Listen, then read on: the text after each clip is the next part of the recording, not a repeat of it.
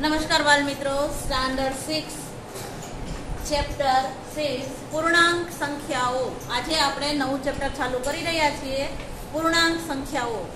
आगळ आपणे चैप्टर 2 में पूर्ण संख्याओं अने चैप्टर 3 में संख्या साथे रमत आपणे आ बे चैप्टर भणी गया। बराबर। पूर्ण संख्याओं तमे जोयुं के शून्य थी शरू थाय ते बधी पूर्ण संख्याओं छे। बराबर। अने जेनी गणतरी 1 थी शरू थाय छे ते बधी प्राकृतिक संख्याओं छे। आ आपणे शीखी गया हता। अने पूर्ण संख्याओमां पण तमे संख्या रेखा पर सरवाळा बादबाकी शीखी गया हता ने। तो हवे आपणे अहींया पूर्णांक संख्याओमां જોઈએ કે શું શું શીખવાનું છે। તો કે પૂર્ણાંક સંખ્યાઓ એટલે એવી સંખ્યા કે જેમાં ધન, ઋણ અને શૂન્ય બધી જ સંખ્યાઓનો સમાવેશ થાય છે। બરાબર। તો અહીંયા આપણે જોશું, તમારી CW માં મારી સાથે સાથે લખશો। બરાબર। શૂન્યની નીચે જતા પૂર્ણાંક સંખ્યામાં કોનો કોનો સમાવેશ થાય છે। તો કે પહેલા આપણે જોશું કે પૂર્ણાંક સંખ્યાઓમાં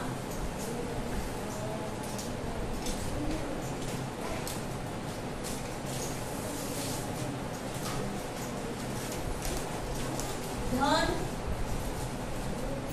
ऋण અને શૂન્યનો સમાવેશ થાય છે।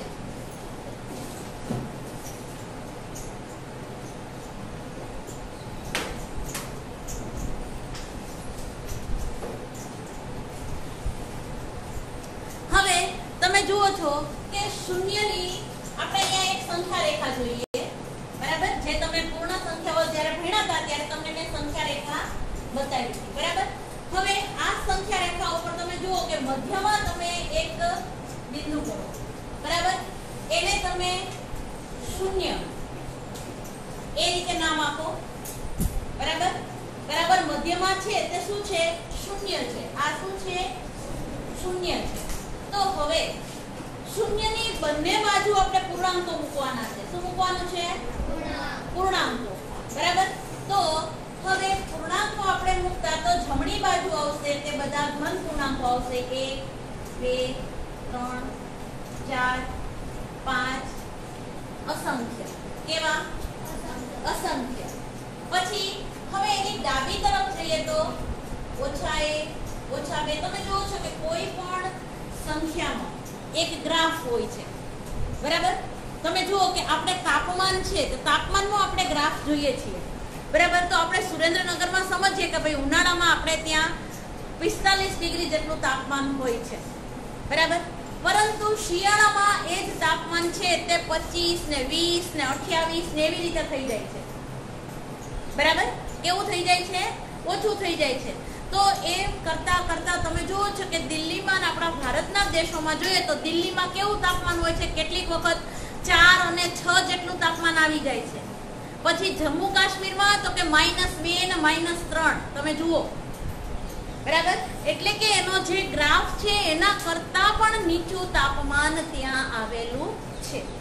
બરાબર। તો તમે જુઓ છો કે જે માઈનસ એટલે કે ઋણમાં જે આપણને સંખ્યાઓ બતાવે છે તે કેવી છે? તો કે જેનો એનો આપણે જે લેવલ નક્કી કરેલું છે એનાથી પણ નીચે એ જાય છે। એટલા માટે તેને આપણે ઋણ પૂર્ણાંક કહીએ છીએ। કેવો પૂર્ણાંક કહીએ છીએ? ઋણ પૂર્ણાંક કહીએ છીએ। તો જોઈએ આપણે તો કે અહીંયા જો માની લો કે ભાઈ પેલે તમને પાઠ્યપુસ્તકમાં આપેલું છે કે સુનીતાની મમ્મી પાસે 8 કેળા છે। સુનીતાને જવાનું છે ક્યાં? પિકનિક ઉપર જવાનું છે। બરાબર। હવે 8 કેળા છે, એના 8 મિત્રો છે એના, તો 8 ને થઈ જવાના છે કેળા પૂરા। બરાબર। 8 મિત્રોને એક એક કેળું આપે તો એ થઈ જવાનું છે। પણ સુનીતાને 10 કેળા લઈ જવા છે। કેટલા લઈ જવા છે? 10 કેળા લઈ જવા છે। તો હવે સુનીતાની મમ્મી પાસે તો 8 કેળા જ છે। તો હવે તો કે માર્કેટમાં જવાય એવું નથી, કેવી રીતે લેવા જવું? તો સુનીતાની મમ્મી શું કરે છે? પાડોશમાં જઈ અને એમના પાડોશી પાસેથી 2 કેળા ઉછીના લઈ આવે છે। શું કરે છે? પોતાની પાસે નથી એટલે તે શું કરે છે? ઉછીના લઈ આવે છે અને પછી જ્યારે એની પાસે કેળા આવે ત્યારે એને એ પાછા દઈ દેવાના છે। ખ્યાલ આવ્યો? ત્યારે એને એ પાછા દઈ દેવાના છે। તો આવી રીતે અત્યારે સુનીતાની મમ્મી પાસે 10 કેળા થયા અને એ એને સુનીતાને આપી દીધા. હવે ઓછા થયા એટલે એની પૂર્તિ કરવા એ ક્યાં ગયા? બાજુવાળાને ત્યાં ગયા. તો બરાબર એ રીતે આપણે જોઈએ તો કે જે વસ્તુનું આપણી પાસે જરૂર પડે છે, જરૂર કરતા ઓછી વસ્તુ હોય ત્યારે આપણે ઋણ તરફ જઈએ છીએ. ક્યાં જઈએ છીએ? ઋણ તરફ જઈએ છીએ. તો અહીંયા જોઈએ તો કે ઋણ તરફ, તો કે શૂન્યની પાછળ આપણે જઈએ તો શું આવે છે? ત્યાં બધા ઋણ પૂર્ણાંકો. ઋણ એટલે કે ઓછા. ઋણ એટલે કે ઓછા. કેમ આપણે ઓલા સુનિતાના મમ્મી પાસે ઓછા થઈ ગયા, ઓછા પડ્યા, 2 કેળા ઓછા પડ્યા ને, તો એને શું કહેવાય? તો કે -1 અને -2. -2 સુધી એને કેળા હતા તે ઓછા પડ્યા એટલે પછી એ બીજા એ પાડોશી પાસેથી લઈ આવ્યો. બરાબર. તો હવે અહીંયા આપણે જોઈએ પછી -3, -4. તમે જુઓ કે આ રીતે જમણી બાજુ પણ ડાબી બાજુ પણ અસંખ્ય ઋણ પૂર્ણાંકો આપેલા છે. હવે તમે જુઓ છો કે અહીંયા છે જમણી બાજુ શું આપેલું છે? તો કે ધન પૂર્ણાંકો. આ બધા કેવા છે? ધન પૂર્ણાંકો છે. અને ડાબી બાજુ છે બધા ઋણ પૂર્ણાંકો છે. કેવા છે? ઋણ પૂર્ણાંકો છે. બરાબર. આને આપણે જમણી બાજુ કહેવાય. શું કહેવાય? જમણી બાજુ. તમારી CW નોટમાં એકવાર દોરી નાખો. અને આ છે તે ડાબી બાજુ. બરાબર. તમને ખ્યાલ આવે એટલા માટે એકવાર CW માં આ કરી નાખો કે સંખ્યા રેખા પર જમણી તરફ ધન પૂર્ણાંકો આવેલા છે અને શૂન્યની ડાબી તરફ, આ શૂન્યની જમણી તરફ અને આ શૂન્યની ડાબી તરફ ઋણ પૂર્ણાંકો આવેલા છે. બરાબર. ધન પૂર્ણાંકો પણ અસંખ્ય છે અને ઋણ પૂર્ણાંકો પણ અસંખ્ય છે. બરાબર. એકવાર તમે CW માં એ કરી નાખો.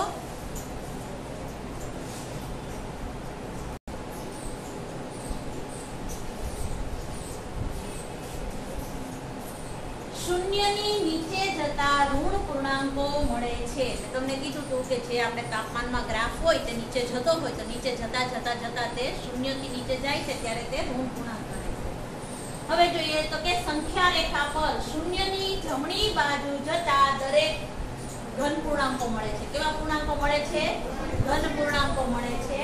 અને સંખ્યા રેખા પર શૂન્યની ડાબી તરફ જતા ઋણ પૂર્ણાંકો મળે છે. કેવા પૂર્ણાંકો મળે છે? ઋણ પૂર્ણાંકો મળે છે. બરાબર. હવે સંખ્યા રેખા ઉપર કોઈ પૂર્ણાંકની જમણી બાજુનો પૂર્ણાંક છે તે હંમેશા મોટો જ હોય છે. તમે જુઓ 1 કરતા કયો મોટો? 2 કરતા, 3 કરતા, 4 કરતા, 5 કરતા, 6 કરતા. તમે જુઓ છો કે આ રીતે મોટા પૂર્ણાંકો આવતા જ જાય છે. તો હવે માની લો કે અહીંયા 5 છે તો 5 થી આપણે ડાબી તરફ જઈએ તો 4 કેવો છે? નાનો. 4 થી ડાબી તરફ જઈએ તો 3, 3 થી ડાબી તરફ જઈએ તો 2, 2 થી 1 કેવો? નાનો. હવે 1 થી પછી 0 તરફ જઈએ તો એ નાનો. પણ 0 થી પાછો -1 તરફ જઈએ તો એ પણ નાનો. -1 છે જે ઋણ પૂર્ણાંક છે, -1 છે કે 0 થી પણ નાનો છે. હવે -1 થી નાના કોણ? તો કે -2. -2 થી નાના, એનાથી નાના, એનાથી નાના, એનાથી નાના, એનાથી નાના. ખ્યાલ આવ્યો? આંકડા તમને મોટા દેખાશે પણ જો તે શૂન્યની જેમ દૂર હશે તેમ એ બધા નાના હશે. ડાબી બાજુ 0 થી એ જેટલા દૂર હશે તે બધા નાના હશે. બરાબર. હવે માની લો કે હું તમને કહું આ રીતે મેં તમને પૂર્ણાંક આપ્યો કે 15 અને -12. તો આમાંથી કયો પૂર્ણાંક મોટો ને કયો પૂર્ણાંક નાનો? એક સાથે ન બોલો, હાથ ઊંચો કરો એટલે હું કહીશ. કયો નાનો? 15 મોટો અને 12 નાનો. એ તો તમને આમ નામ ખબર પડી. હવે માની લો કે હું અહીંયા -16 કરું તો વિચારીને જવાબ દેજો. -16 કરું તો બોલ બેટા. 15 નાનો. હવે તમે નિશાની જુઓ છો? આ 15 છે અને આ -16 છે. તો આ 15 ની ડાબી બાજુ છે કે જમણી બાજુ છે? આ -16 છે તે 15 થી ડાબી બાજુ છે કે જમણી બાજુ છે? એ મને કહો. આ 16 અહીંયા જમણી બાજુ છે પણ સંખ્યા રેખા ઉપર તો ડાબી બાજુનો પૂર્ણાંક કેવો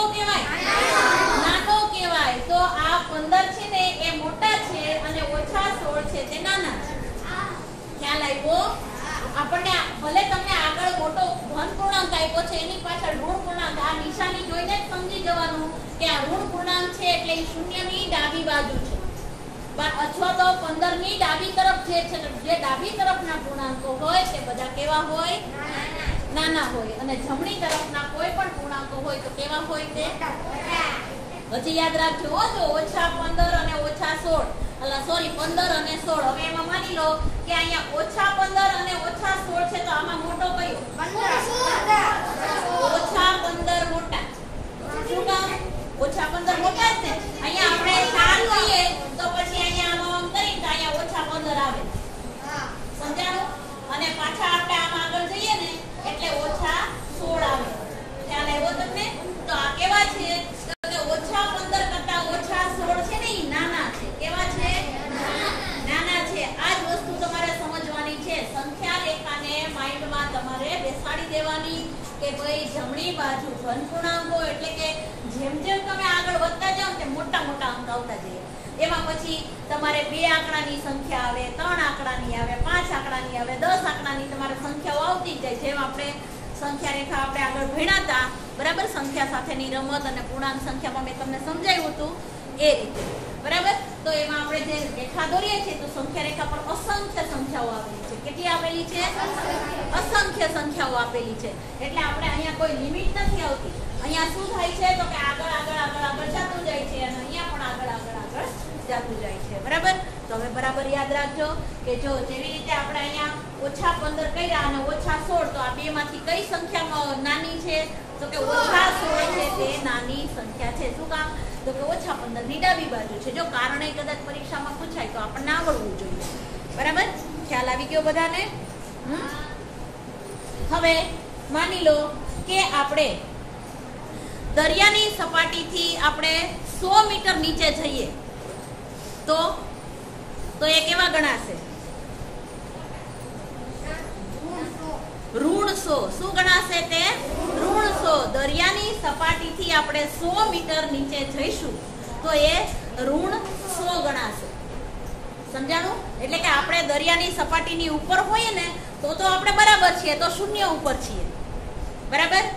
પરંતુ આપણું જહાજ છે તે દરિયાની સપાટી પર અડીને જ ચાલતું હોય, બરાબર. હવે સબમરીન છે તો સબમરીનમાં આપણે શું કરશું તો કે દરિયાની સપાટીથી નીચે જશે, બરાબર. તો એ માઈનસ કેટલા મીટર નીચે ગઈ એનું આપણે માપ કાઢીએ છીએ, બરાબર, કે દરિયાની અંદર કેટલી નીચે ગઈ. હા, પરંતુ વિમાન છે તો વિમાન છે તે આકાશમાં ઉડતું હોય, બરાબર. તો એના માટે આપણે અમુક કિલોમીટર આપણે કહી શકીએ કે અથવા અમુક મીટર કહી શકીએ કે ભાઈ વિમાન છે તે આકાશમાં 1500 મીટર ઊંચે ઉડે છે, બરાબર, કે 500 મીટર ઊંચે ઉડે છે, આપણે એવું કહી શકીએ. પણ એ બધા આંકડા કેવા છે તો કે બધા ધન આંકડા છે, બરાબર. કેવા છે? ધન આંકડા છે. શું કામ? તો કે પૃથ્વીની ઉપર જાય છે અને ઓલા છે તે બધા કેવા છે? પાણીની અંદર જતા હોય, નીચે જતા હોય, તો એને આપણે માઈનસ કહી શકીએ, બરાબર. પછી માની લો કે 0°C થી 25°C ઉપરનું તાપમાન, આપણી પાસે તાપમાનનો કાંટો હોય, બરાબર. માની લો કે અહીંયા છે તો અહીંયા આપણને આપેલું છે કે અહીંયા 0 આપેલું છે, બરાબર. પછી -1 -2 -3 -4, પછી અહીંયા 1 2 3 4 5 6 ઉપર જાય, બરાબર. તો હવે અહીંયા આપણે જોઈએ કે 0 થી અહીંયા આવ્યું -25, બરાબર.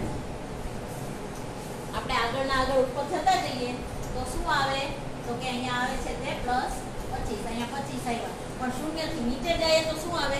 માઈનસ, બરાબર. હવે માની લો કે આપણને અહીંયા પ્રશ્ન એવો કર્યો છે કે 0°C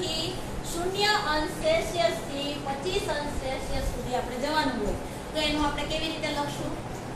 એને કેવી રીતે લખશું આપણે? 25 ને 25 લખવા પડશે ને?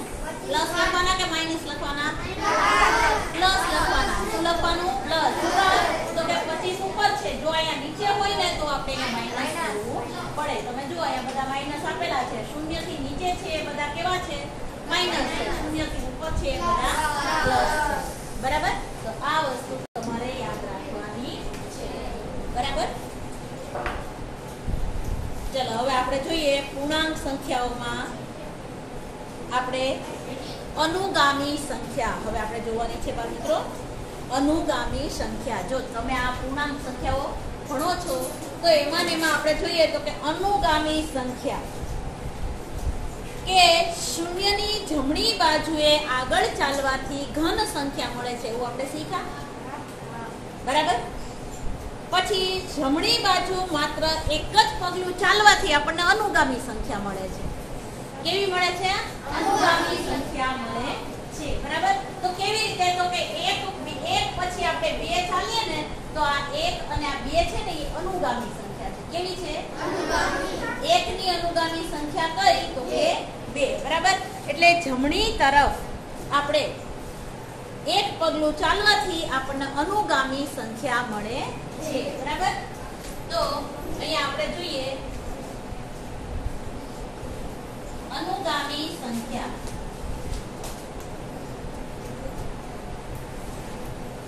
तो के संख्या रेखा पर लखजो अहींया बाळ मित्रो संख्या रेखा पर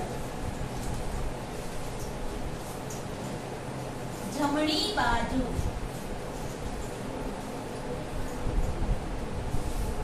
कोई एक संख्या थी मात्र एक पगलू जमणी बाजू मात्र एक पगलू चालवाथी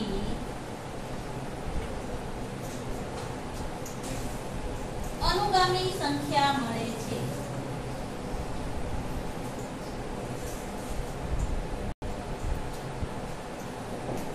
પછી આપણે જોઈએ તો કે પુરોગામી આ હતું અનુગામી તો પછી હવે જોઈએ તો કે પુરોગામી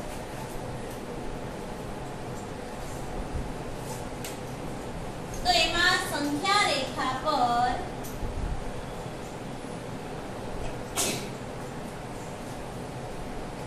डाबी तरफ अथवा डाबी बाजू मात्र एक पगलू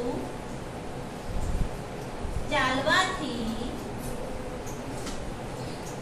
पुरोगामी संख्या मळे छे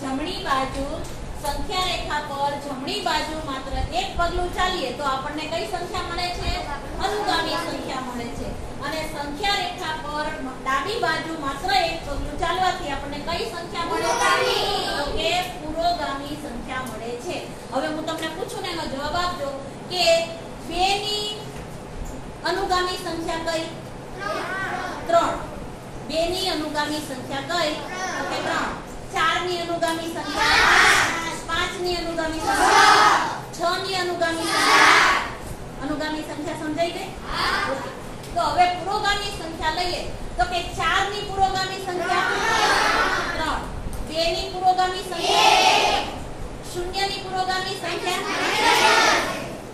-3 ની પુરોગામી સંખ્યા -4 पुरोगामी એટલે પાછળની સંખ્યા યાદ રાખવાનું अनुगामी એટલે આગળની સંખ્યા पुरोगामी એટલે ડાબી તરફ જવાનું અને अनुगामी એટલે જમણી તરફ જવાનું આટલી વસ્તુ તમને ક્લિયર હોવી જોઈએ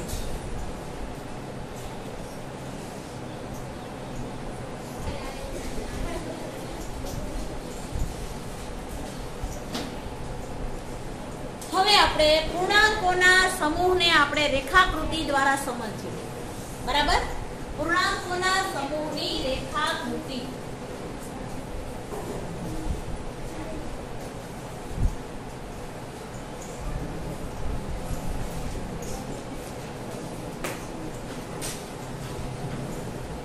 रेखाकृति जोता તમે જુઓ છો કે અહીંયા તમને ચિત્ર આપેલા છે પ્રાકૃતિક સંખ્યાઓ શૂન્ય પૂર્ણ સંખ્યા ઋણ સંખ્યા અને પૂર્ણાંક બરાબર તો આપણે જોઈએ હવે અહીંયા તમે જોશો તો આ રીતે કરી અને પ્રાકૃતિક સંખ્યા આપેલી છે કેવી આપેલી છે પ્રાકૃતિક સંખ્યા પછી આ છે તે શૂન્ય પછી આ છે તે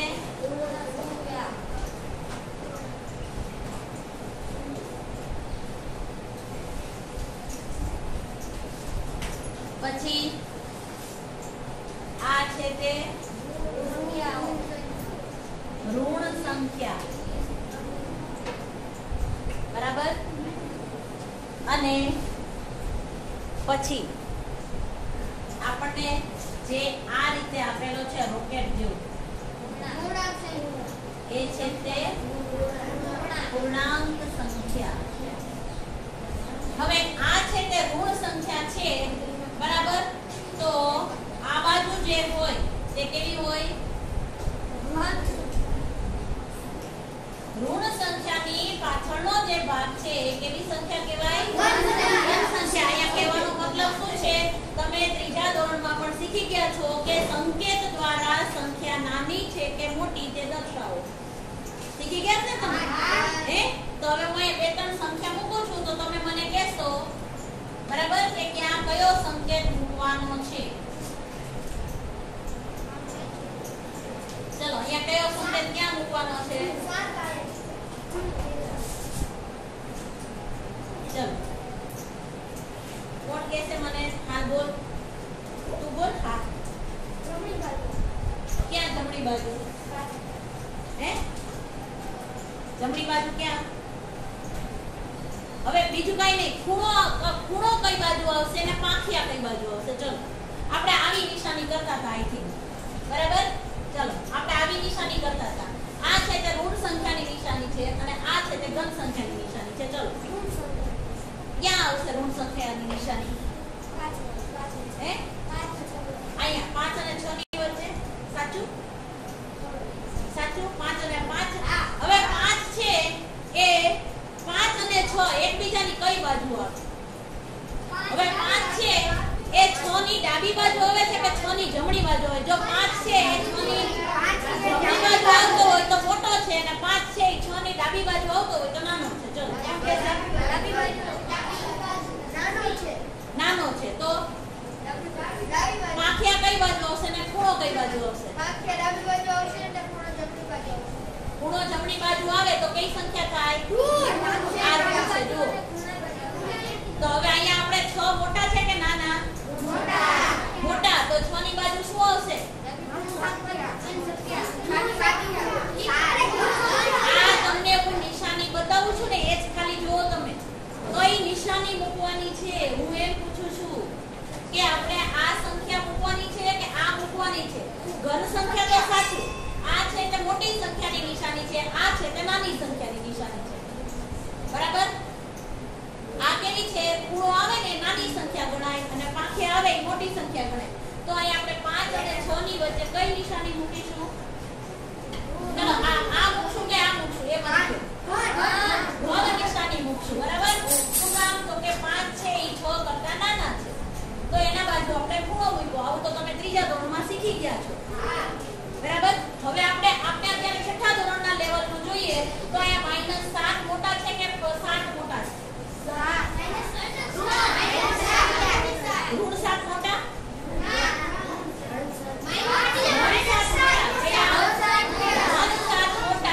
તો અહીંયા પણ આપણે આ રીતે બરાબર. હે એવી રીતે કેવું આવે? જો સમજાવો. અવાજ નહીં.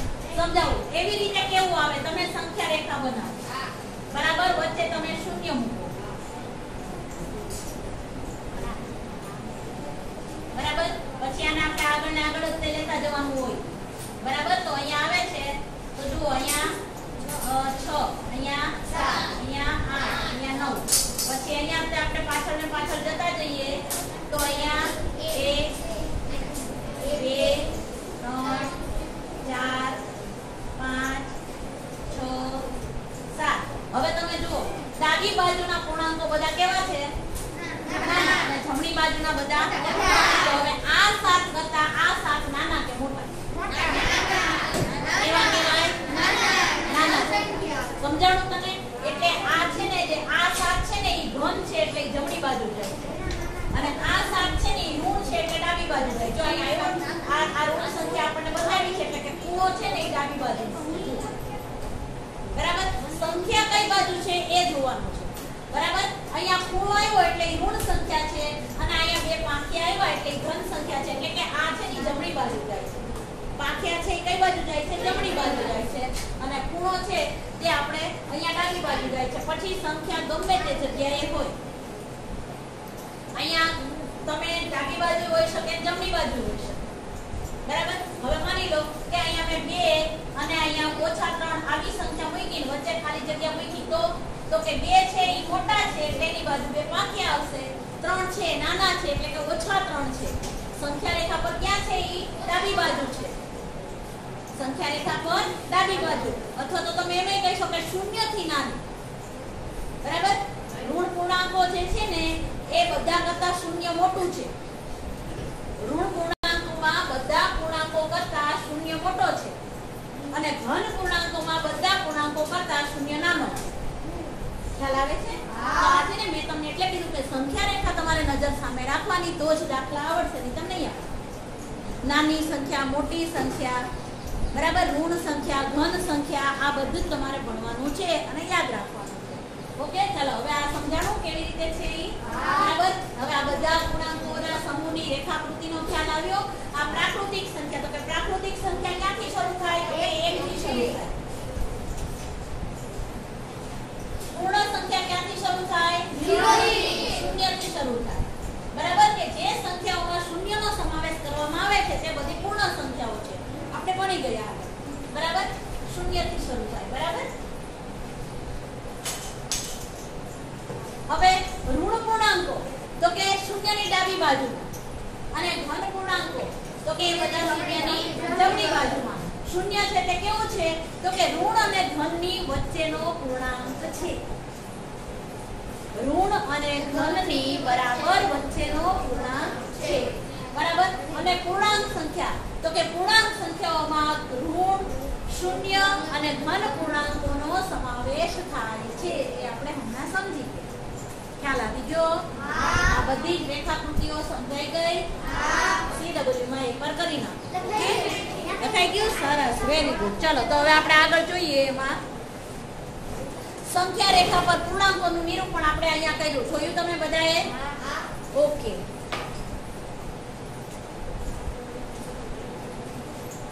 ચલો હવે જે આપણે અહીંયા નિશાનીની વાત થઈ, બરાબર, આ જે નિશાનીની વાત થઈ એવી જ રીતે આપણને પેજ નંબર 118 ઉપર આપણને કીધું છે કે ઉપરના ઉદાહરણને ધ્યાનમાં રાખી અને નાના અથવા મોટા ચિહ્નનો ઉપયોગ કરી અને આપણે અહીંયા ખાનામાં લખવાનું છે. બરાબર. તેના માટે આપણે જોઈએ, અહીંયા ગ્રાફ આપેલો છે.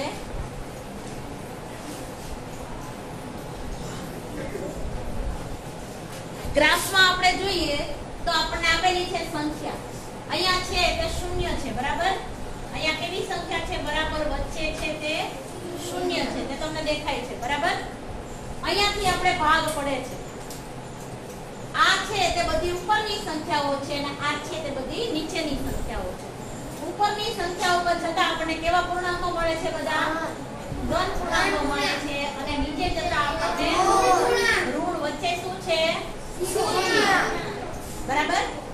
હવે આપણે જોઈએ તો કે આના ઉપરથી તમારે અંદાજ લગાડી અને અહીંયા આપણને જવાબ આપવાનો છે જે આપણને ખાનામાં આપેલા છે કે નિશાની કરવાની છે. કેવી નિશાની કરવાની છે? તો કે નાની સંખ્યા માટે ચિહ્ન મૂકવાના છે આપણે. બરાબર.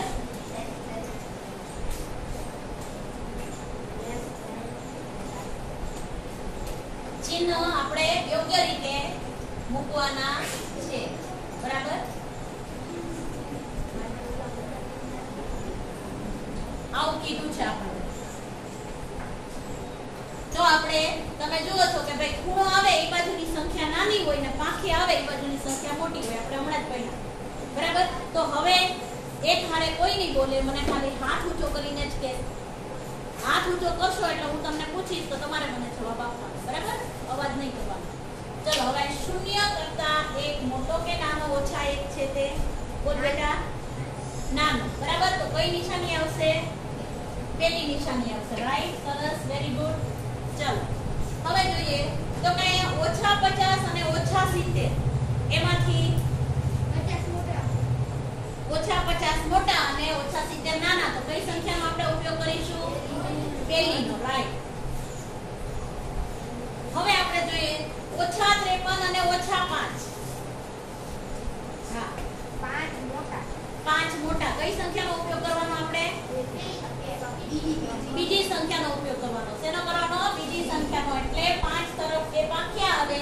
અને -53 છે તે નાના છે. કેવી રીતે ખ્યાલ આવ્યો?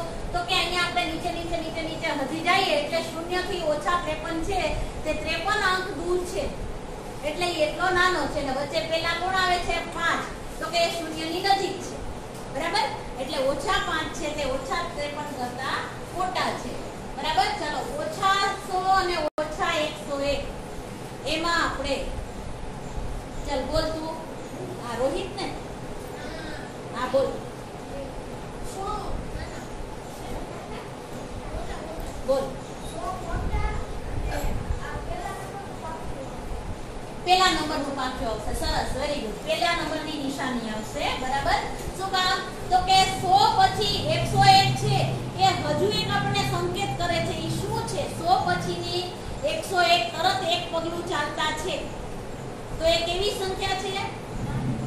હમણાં જ મેં તમને કીધું ડાબી બાજુ છે એટલે કઈ આવે? પુરોગામી સંખ્યા છે. ચલો ખ્યાલ આવ્યો ને આપણને? જો વચ્ચે પુરોગામી સંખ્યા પણ મળી. બરાબર? કે 100 ની તરત ને તરત ડાબી બાજુ કેવી સંખ્યા છે? પુરોગામી સંખ્યા 101 છે. સરસ, વેરી ગુડ. ચલો હવે અહીંયા 50 અને -51 છે. 50 અને -51.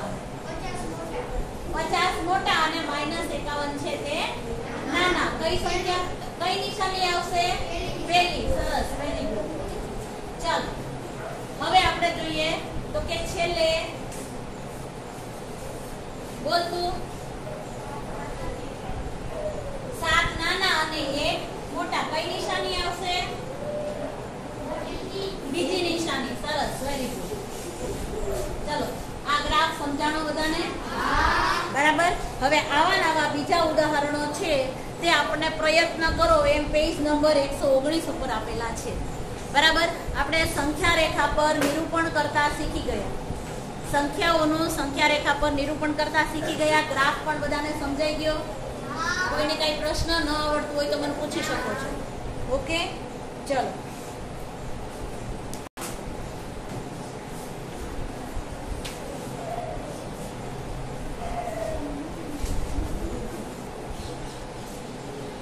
સ્વાધ્યાય 6.1 માં આપણે જોઈએ તો કે પ્રશ્ન 1 વિરુદ્ધ પદો. પ્રશ્ન 1 આપેલો છે તેમાં શું કીધું કે જે પદ આપેલું છે તેનું વિરોધી તમારે અંદર લખવાનું. શું લખવાનું છે? વિરોધી. આવડે છે બધાને? બરાબર? તો હવે પેલું તમે લખ. ચાલો વજન વધારો તો વજન ઘટાડો. બરાબર? પછી આપણને બીજું આપેલું છે કે બી 30 કિમી ઉત્તરમાં તો 30 કિમી દક્ષિણમાં. તો 30 કિમી દક્ષિણમાં. આ એ છે અને બી 30 કિમી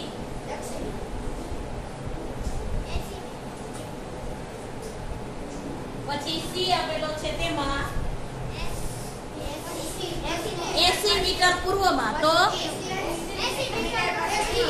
80 મીટર પશ્ચિમમાં.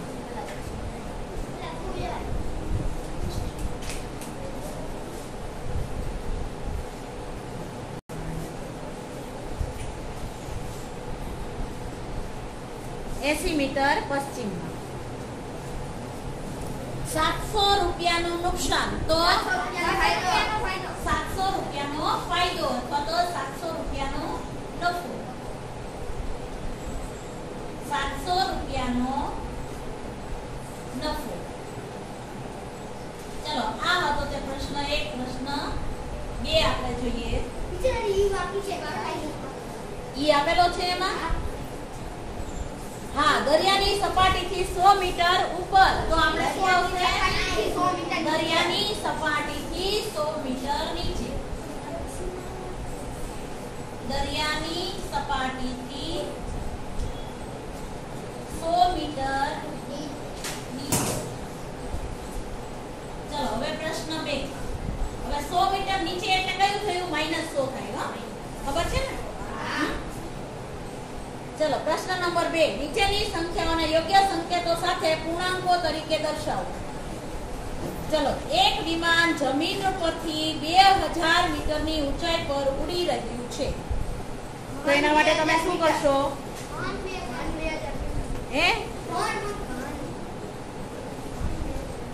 તો એના માટે આપણે શું કરશું? તો કે +2000 મીટર. બરાબર? અહીંયા એ છે કે પેલો છે પ્રશ્ન એ આપેલો છે ને. એ એમાં લખો પ્લસ 2000 મીટર.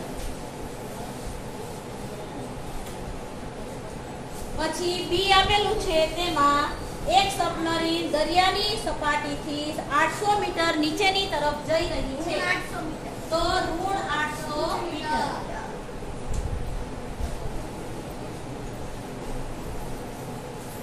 પછી સી આપેલું છે એમાં ખાતામાં 200 રૂપિયા જમા. તો ખાતામાં 200 રૂપિયા જમા તો શું આવશે? આપણે વિરોધી નથી લખવાનું, એને આપણે સંકેતમાં લખવાનું છે. પ્લસ છે કે માઈનસ છે? માઈનસ. જમા એટલે માઈનસ થાય, પ્લસ થાય. જમા એટલે શું થાય? પ્લસ રૂપિયા 200. બરાબર, પ્લસ રૂપિયા 200. પછી અહીંયા ડી જોઈએ આપણે. ડી માં કીધું છે ખાતામાંથી 700 રૂપિયાનો ઉપાડ. શું આવશે? માઈનસ રૂપિયા 700.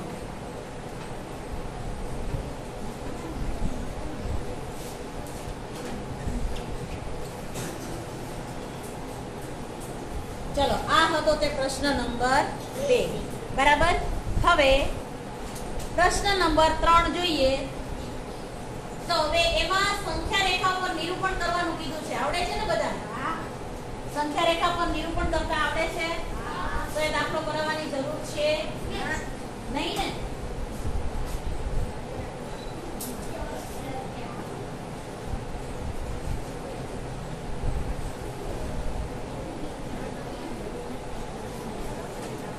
હવે નીચે આપેલી સંખ્યાઓ સંખ્યા રેખા પર દર્શાવવાની છે, જે મેં તમને આગળ દર્શાવી દીધી હતી એવી રીતે. બરાબર, દોરી નાખશો ને સંખ્યા રેખા? ઓકે, કરી નાખજો. ચલો, હવે છે તે પ્રશ્ન 4 માં. ધારો કે એક આકૃતિ ઊભી સંખ્યા રેખા છે જે પૂર્ણાંકો દર્શાવે છે, પરંતુ નિરીક્ષણ કરો અને નીચેના મુદ્દાઓ શોધો. જો અહીંયા તમને A B C D આપેલા છે સંખ્યા રેખા ઉપર. જો તમને ડાબી તરફ જમણી તરફ સંખ્યા રેખા આપેલી છે, જોયું તમે? પાઠ્યપુસ્તકમાં ઊભી સંખ્યા રેખા આપેલી છે, જોયું? બરાબર. અને એમાં શૂન્ય લખી અને પછી A B C D એ રીતે આપેલા છે ને H G F E આપેલા છે, જોયું તમે? અને પછી અહીંયા આપણને કીધું છે કે જો બિંદુ D ને સંગત પૂર્ણાંક 8 છે, +8 છે, તો પછી -8 વાળું બિંદુ ક્યાં છે? બિંદુ. બરાબર, એવું આપણને કીધું છે. તમારે એક ની સંખ્યા રેખા બનાવવી પડશે. બરાબર, લગભગ ના નહીં વાંધો આવે, તમે જવાબ આપી શકો છો અહીંયા. ચલો, આ સંખ્યા રેખા આપેલી છે, આપણે અહીંયા આડી કરશું હો, તો આપણને છે ને ખ્યાલ આવશે. તમારામાં ઊભી છે ને, બીજા પછી નીચે બીજા પ્રશ્ન નહીં આવે. અહીંયા છે તે 0 છે.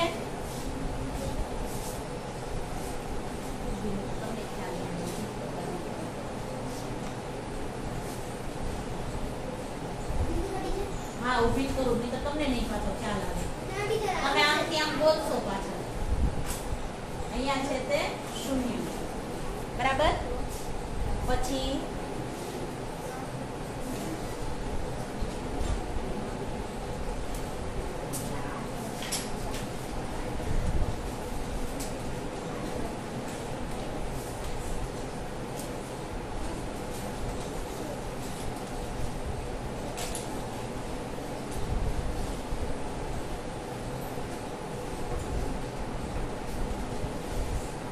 અહીંયા સૌથી ઉપર તમે જુઓ છો 1 2 3 4 5 6 7 અને 8. અહીંયા +8 આપેલા છે અને બિંદુ કયું આપેલું છે? ત્યાં D આપેલું છે, અહીંયા D આપેલું છે. બરાબર. પછી જોઈએ તો કે 1 અને પછી બીજા આંક ઉપર આપણને A આપેલો છે. આ 1 અને પછી અહીંયા આપણને A આપેલો છે.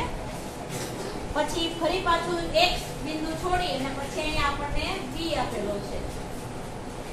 પાછું તરત ને તરત અહીંયા C આપેલું છે. આપેલું છે, જોયું બધાએ? બરાબર. આ થઈ તે બધા ઉપરના પૂર્ણાંકો થયા. હવે 0 થી નીચેના પૂર્ણાંકો જોઈએ તો કે 0 થી નીચે એક પૂર્ણાંક છોડી અને અહીંયા H આપેલો છે. શું આપેલું છે? H આપેલો છે. પછી G આપેલો છે તે આપણે જોઈએ H થી 1 2 3 અને 4 એકમ દૂર છે. 1 2 3 અને 4 એકમે આપણને G આપેલો છે. પછી એક એકમ છોડી અને F આપેલો છે કે E છે? F અને પછી ફરીથી એક એકમ છોડી અને E આપેલો છે.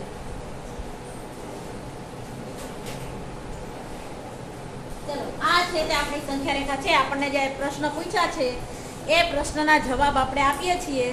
તો પેલો પ્રશ્ન કીધો છે કે એ જો બિંદુ D ને સંગત પૂર્ણાંક +8 છે તો પછી -8 વાળું બિંદુ ક્યાં છે? બરાબર. તો આપણે જોઈએ તો કે બિંદુ F અહીંયા કયું છે? બિંદુ F કેવી રીતે ખબર પડી? તો કે અહીંયા +8 છે તો 0 થી પછી પાછા આપણે -8 આવે ત્યાં સુધી આપણે જવું પડે. બરાબર. તો એને સંગત કયું આવે? 1 2 3 4 5 6 7 અને 8.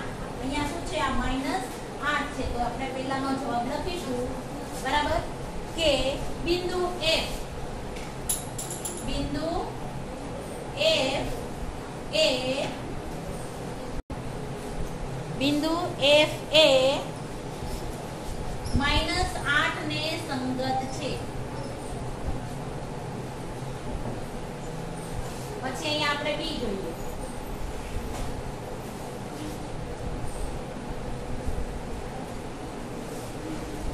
બી પ્રશ્ન જોઈએ તો એમાં આપણને કીધું છે બિંદુ G ઋણ પૂર્ણાંક છે કે ઘન પૂર્ણાંક છે? બિંદુ G છે એ 0 ની ઉપર છે કે નીચે છે? નીચે છે. તો એ કેવો છે? બિંદુ G ઋણ પૂર્ણાંક છે. કેવો છે? ઋણ પૂર્ણાંક છે. પછી અહીંયા C જોઈએ. C માં આપણે જોઈએ તો બિંદુ B એ E ના સંગત પૂર્ણાંકો લખો. B અને E ના સંગત પૂર્ણાંકો લખો. હવે બિંદુ B છે એ કેને સંગત છે? તો કે બિંદુ B છે તે 0 થી 1 2 3 અને 4. તો અહીંયા લખીશું બિંદુ B એ +4 ને સંગત અને બીજું કયું બિંદુ કીધું છે?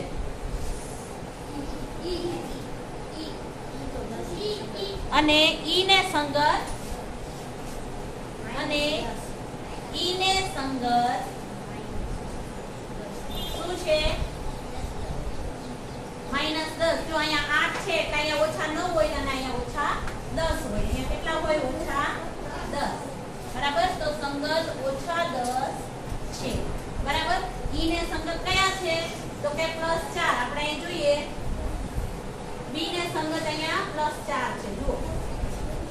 બરાબર. અને E ને સંગત જોઈએ તો કે અહીંયા -10 છે. હારો આ જો સંખ્યા રેખા પર લખી જાવ છો એટલે તમને ખ્યાલ આવે. હવે આપણે જોઈએ પછીનો પ્રશ્ન. આ સંખ્યા રેખા પર નિર્દેશ કરો કે કયા બિંદુની કિંમત સૌથી ઓછી છે? કયા બિંદુની કિંમત સૌથી ઓછી છે? બિંદુ E. બરાબર. તો અહીંયા લખજો બિંદુ E ની કિંમત સૌથી ઓછી -10 છે.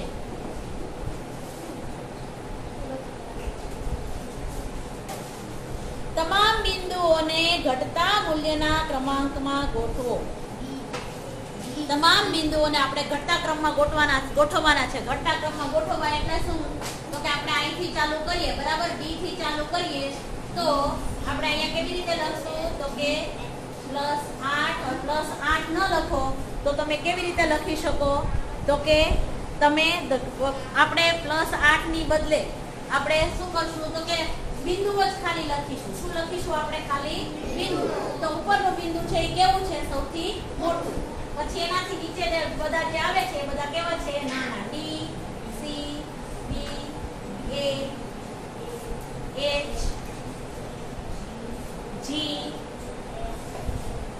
F અને E. થઈ ગયા? બરાબર.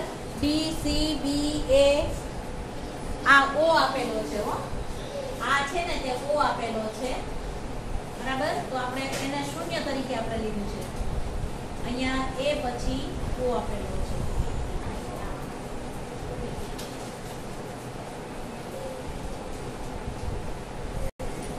ચાલો, ખ્યાલ આવ્યો બધાને?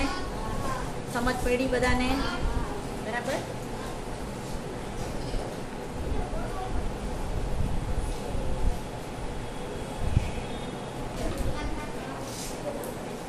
પ્રશ્ન નંબર 5 માં જુઓ, અહીંયા તમને સ્થાન અને તાપમાન આપેલું છે. વર્ષના